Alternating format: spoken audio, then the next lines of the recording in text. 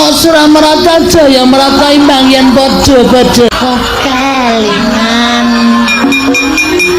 dubur kae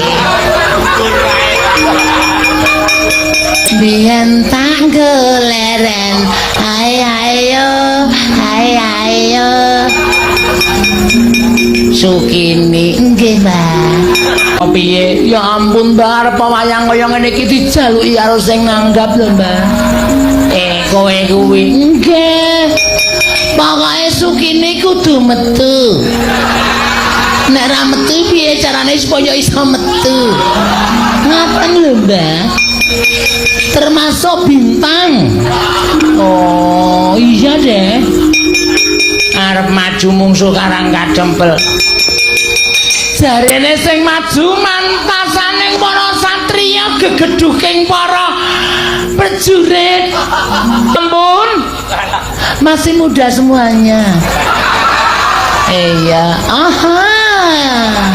itu obat buat gue ana maju ana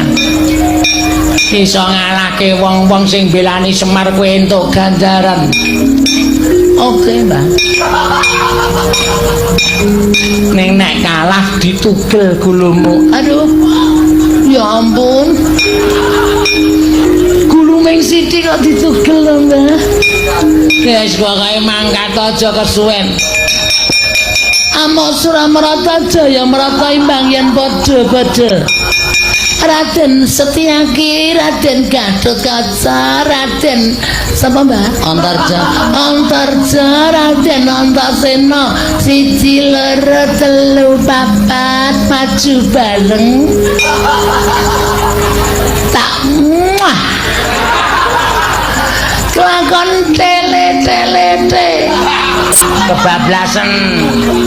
Kebablasan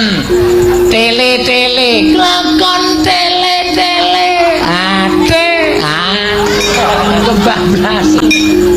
minggir Mbah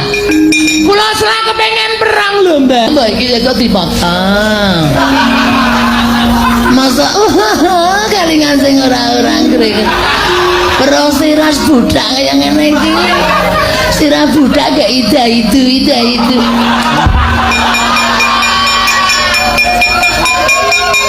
menungsa tatanan Setyaki Gatotkaca Antarja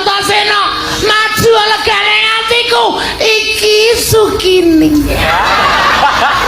nek bengi Sukini nek